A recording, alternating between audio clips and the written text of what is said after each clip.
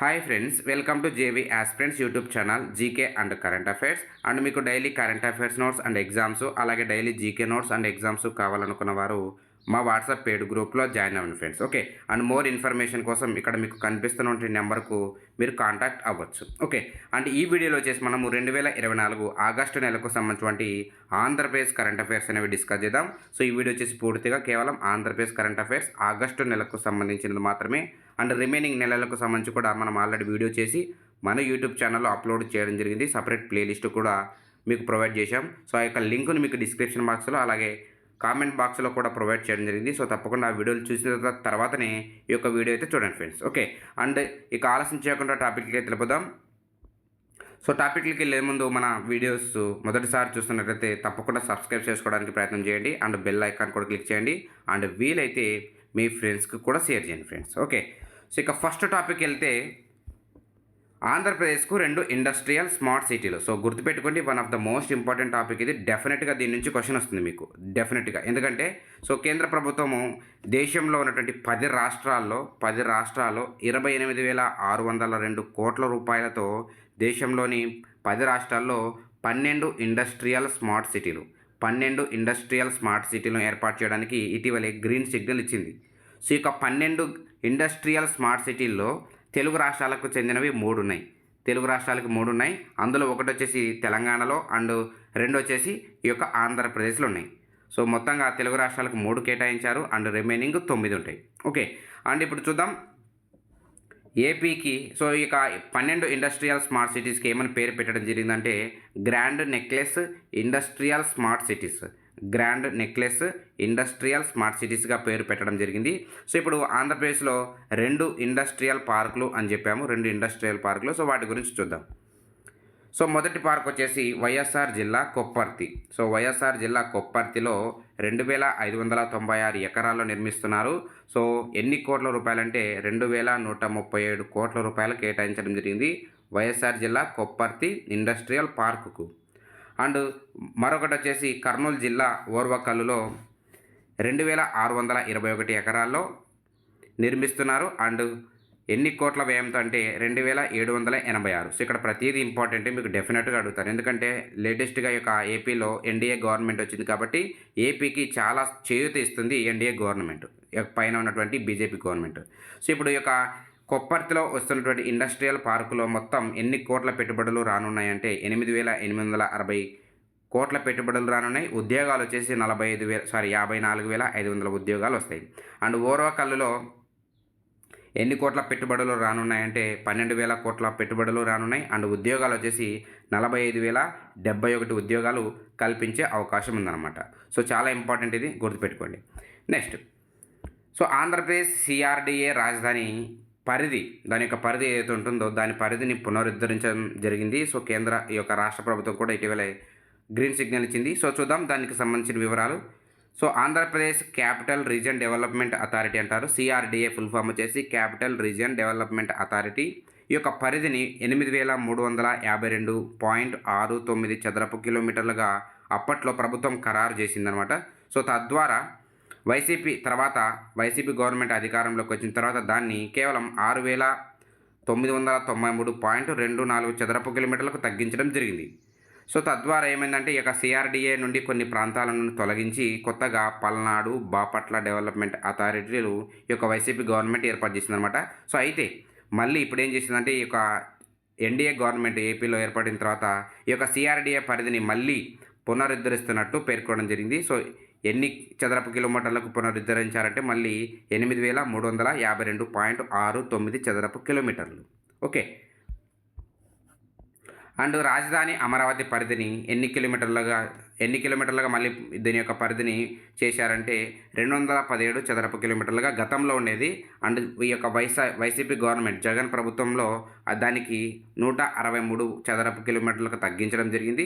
So ఇప్పుడు మళ్ళీ NDA government వచ్చిన తర్వాత మళ్ళీ దాన్ని పునరుద్ధరణ 217 చదరపు కిలోమీటర్లకు పునరుద్ధరించారు రాజధాని అమరావతి పరిధిని. ఓకే, అండ్ ఈ యొక్క సిఆర్డిఏ అనేది ఎప్పుడు ఏర్పడిందంటే 2014లో ఏర్పడింది. ప్రస్తుతం ఇది వచ్చేసి 6 జిల్లాల్లో విస్తరించింది. ఇంపార్టెంట్ చూడండి, ఇది ఇంపార్టెంట్. సిఆర్డిఏ అనేది ఎన్ని జిల్లాల్లో విస్తరించిందంటే 6 జిల్లాలు ఏవంటే Guntur, Eluru, NTR district, and Krishna district, Palnadu district and Bapatla. ఈ యొక్క 6 అనేవి కూడా ప్రజెంట్ ఈ యొక్క సిఆర్డీఏ పరిధిలో ఉంది. 2014లో ఏర్పడింది. దీని యొక్క పరిధి వచ్చేసి ఎంతంటే 82.69 చదరపు కిలోమీటర్లు. ఇంపార్టెంట్ అది కూడా. నెక్స్ట్, సో కర్నూలు జిల్లాలో క్యాన్సర్ ఇన్స్టిట్యూట్. సో రాష్ట్ర ప్రభుత్వం ఒక కీలకమైన నిర్ణయం తీసుకుందండి. ఏంటంటే కర్నూలు గవర్నమెంట్ మెడికల్ కాలేజీలో క్యాన్సర్ ఇన్స్టిట్యూట్ ఏర్పాటు చేస్తున్నట్టు పేర్కొనడం జరిగింది. సో దీనికి మొత్తం 120 కోట్లు కేటాయిస్తున్నట్లు కేంద్రము ప్రకటించింది. ఇది వచ్చేసి కేంద్రము మరియు రాష్ట్ర ప్రభుత్వం రెండింటి మధ్య సమన్వయంతో ఈ యొక్క క్యాన్సర్ ఇన్స్టిట్యూట్ ఏర్పాటు కానుంది. ఇందులో కేంద్రం వాటా వచ్చేసి 72 కోట్లు, 72 crores. ఓకే. నెక్స్ట్, ఆంధ్రప్రదేశ్లో ఎన్ని ఇళ్ల నిర్మాణం పూర్తి అయ్యింది అని అంటారు. మీకు ఒక్కోసారి ఎగ్జామ్ పాయింట్ ఆఫ్ వ్యూ అడుగుతారు. ఇది కూడా డేటా ఇంపార్టెంట్ ఎకానమీలో. సో ప్రధానమంత్రి ఆవాస్ యోజన పట్టణం కింద ఆంధ్రప్రదేశ్కి మొత్తం ఎన్ని ఇళ్ళు మంజూరయ్యంటే 21,37,028 ఇళ్ళు మంజూరు కాగా, అందులో వీటిలో నిర్మాణం మొదలైంది వచ్చేసి 19,90,937 ఇళ్ల నిర్మాణం మొదలైంది. అండ్ పూర్తయిన ఇళ్ల నిర్మాణం వచ్చేసి 45.84% ఈ యొక్క ఇళ్ల నిర్మాణం అనేది పూర్తి కావడం జరిగింది. 9,70,620 ఇళ్ల నిర్మాణం పూర్తయినట్లు కేంద్ర పట్టణాభివృద్ధి శాఖ తెలిపింది. సో కేంద్ర పట్టణాభివృద్ధి శాఖ చెప్పింది కాబట్టి ఇంపార్టెంట్ అనమాట. అండ్ ఈ యొక్క పథకం కింద ఈ యొక్క ఆంధ్రప్రదేశ్ రాష్ట్రానికి 32,568 కోట్లు కేటాయించడం జరిగింది. ఓకే. నెక్స్ట్, సో రాష్ట్రంలో యూట్యూబ్ అకాడమీ మీకు ఎగ్జామ్లో అడుగుతారు. సో రాష్ట్రంలో ఏ ప్రాంతంలో యూట్యూబ్ సంస్థ అకాడమీ ఏర్పాటు చేయనుందంటే రాజధాని అమరావతి ప్రాంతంలో ఈ యొక్క యూట్యూబ్ అకాడమీని ఏర్పాటు చేస్తున్నట్లు ఈ యొక్క గూగుల్ సంస్థ తెలిపిందనమాట. సో ప్రజెంట్ యూట్యూబ్ గ్లోబల్ సీఈఓగా ఎవరు ఉన్నారంటే నీల్ మోహన్ ఉన్నారు. ఓకే. నెక్స్ట్, జాతీయ చేనేత దినోత్సవం ఏ రోజున జరుపుకుంటారంటే ప్రతి సంవత్సరం కూడా ఆగస్టు 7వ తేదీన ఈ యొక్క జాతీయ చేనేత దినోత్సవాన్ని జరుపుకుంటాం. సో ఈ యొక్క సీఎం చంద్రబాబు కూడా ఈ యొక్క దినోత్సవంలో పాల్గొన్నారు. ఎక్కడ పాల్గొన్నారంటే చేనేత కార్మికుల భద్రత కోసం బీమా పథకాన్ని వెంటనే అమల్లోకి తెస్తున్నట్లు ప్రకటించారు. అలాగే 10 కోట్ల రూపాయలు దానికోసం విడుదల చేస్తున్నట్లు ముఖ్యమంత్రి ప్రకటించారు. అలాగే థ్రిఫ్ట్ ఫండ్ పథకం కింద రాష్ట్ర ప్రభుత్వం ఇచ్చేటువంటి వాటాను 8% నుండి 16% పెంచుతున్నట్టు కూడా ప్రకటించారు ఈ యొక్క జాతీయ చేనేత దినోత్సవంలో. అండ్ దీనికోసము 10 కోట్ల రూపాయలు కేటాయిస్తున్నట్లు చెప్పారు. అలాగే ఇల్లు లేని చేనేత కార్మికులకు గృహ నిర్మాణ పథకం కింద 4.30 లక్షల రూపాయలు ఇస్తున్నట్లు ప్రకటించారు. అలాగే మగ్గాలు ఏర్పాటు చేసుకునేందుకు దానికి అదనంగా 50,000 రూపాయలు ఇస్తున్నట్టు సీఎం తెలిపారు. సో ఇవన్నీ కూడా డేటా ఇంపార్టెంట్. ఎన్ని కోట్లు ఇస్తున్నారు, ఎన్ని లక్షల రూపాయలు ఇస్తున్నారు, ఎవరికి ఇస్తున్నారు అనేవి. Okay. And next topic, so Andhra Pradesh cabinet నిర్ణయాలు. సో గుర్తుపెట్టుకోండి, క్యాబినెట్ నిర్ణయాలు అనేవి చాలా ఇంపార్టెంట్. ఈ యొక్క క్యాబినెట్ నిర్ణయాలు స్టేట్ అయినా సరే, సెంట్రల్ అయినా సరే, క్యాబినెట్ నిర్ణయాలు అనేవి చాలా ఇంపార్టెంట్. ఎందుకంటే ఈ యొక్క క్యాబినెట్ నిర్ణయాలు ఏవైతే ఉంటాయో వాటిని అమలు పరుస్తారు. సో ఇప్పుడు చూద్దాం ఒక్కొక్కటి. ఈ యొక్క ఆగస్టు 7వ తేదీన అయితే ఈ యొక్క క్యాబినెట్ మీటింగ్ జరిగింది. సో దానికి సంబంధించి ఒక్కొక్క పాయింట్ చూద్దాం ఇక్కడ. సో 2024 అక్టోబర్ 1 నుండి నూతన మద్య విధానం అమల్లోకి తెస్తున్నట్లు ఆమోదం తెలిపారు. ఇంపార్టెంట్ చూడండి, డేట్ గుర్తుపెట్టుకోండి. సో నూతన మద్య విధానం ఆంధ్రప్రదేశ్లో ఏ రోజు నుంచి అమల్లోకి వస్తుందంటే 2024 October 1. Okay. And next, free hold చేసినటువంటి 22A అలాగే అసైన్డ్ భూముల రిజిస్ట్రేషన్లు అన్నీ కూడా 3 నెలల పాటు నిలిపివేయాలని రాష్ట్ర మంత్రివర్గం నిర్ణయించింది.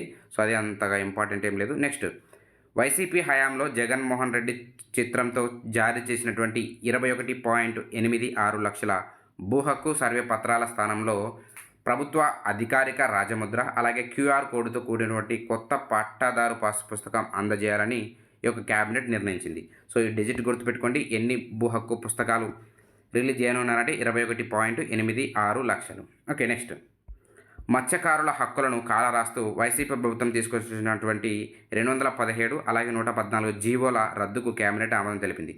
సో గుర్తుపెట్టుకోండి, ఇటీవలే కేబినెట్ 217 మరియు 114 జీవోలు రద్దు చేసింది. అయితే ఆ జీవోలు ఎవరికి సంబంధించినవి అంటారు? సో మత్స్యకారుల హక్కులకు సంబంధించినవి. ఓకే. నెక్స్ట్,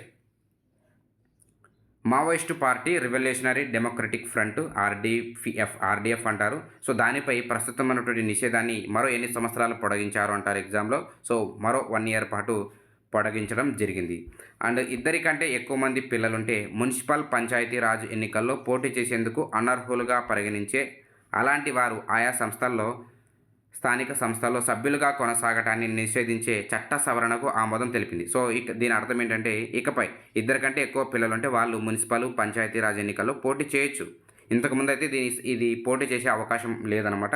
ఇప్పుడు ఈ యొక్క చట్టం ఏదైతే ఉంటుందో దాన్ని సవరణ చేస్తూ తీసుకొస్తున్నారు త్వరలో. అంటే ఇకపై ఇద్దరి కంటే ఎక్కువ మంది పిల్లలున్న వాళ్ళు కూడా స్థానిక సంస్థల్లో పోటీ చేయొచ్చు. ఓకే. నెక్స్ట్, ప్రపంచ ఆదివాసీ దినోత్సవ సభలో చంద్రబాబు నాయుడు పాల్గొనడం జరిగింది. సో, ప్రపంచ ఆదివాసీ దినోత్సవాన్ని ఎప్పుడు జరుపుకుంటామంటే ఆగస్టు 9న జరుపుకుంటాము. సో, ప్రతి సంవత్సరం కూడా చంద్రబాబు ఎక్కడ పాల్గొన్నారంటే సీఎం చంద్రబాబు విజయవాడలో ఈ యొక్క ప్రపంచ ఆదివాసీ దినోత్సవ సభలో పాల్గొన్నారు. సో, ఇందులో చైతన్యం 2.0 అనేటువంటి కార్యక్రమాన్ని ప్రారంభించారు. సో, మీకు ఎగ్జామ్లో అడుగుతారు ఏంటంటే చైతన్యం 2.0 అనేటువంటి కార్యక్రమము ఈ క్రింది వానిలో ఏ వర్గానికి సంబంధించింది అంటారు. సో, ఆదివాసీకి సంబంధించినది. సో, ఏంటంటే పేదవారు ఎక్కడుంటే అక్కడ సంక్షేమ కార్యక్రమాన్ని తీసుకెళ్లడమే ఈ యొక్క చైతన్యం 2.0 అనేటువంటి కార్యక్రమం ఉద్దేశం. ఓకే. నెక్స్ట్, సో, ఒక టోల్ ఫ్రీ నెంబర్ తీసుకురావడం జరిగింది ఇక్కడ. సో, టోల్ ఫ్రీ నెంబర్ 1912 1912 అనే టోల్ ఫ్రీ దేనికి సంబంధించింది అని అంటారు మీకు ఎగ్జామ్ పాయింట్ ఆఫ్ వ్యూలో.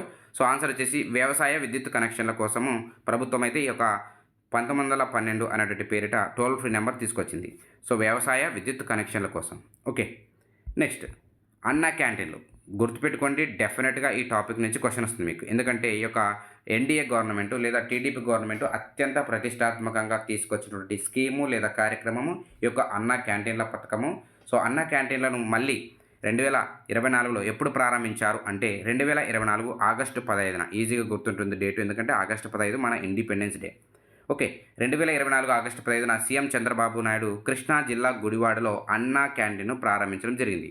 సో, ఎక్కడ ప్రారంభించారంటే సీఎం చంద్రబాబు నాయుడు కృష్ణా జిల్లా గుడివాడలో ఒక అన్నా క్యాంటీన్ను ప్రారంభించారు.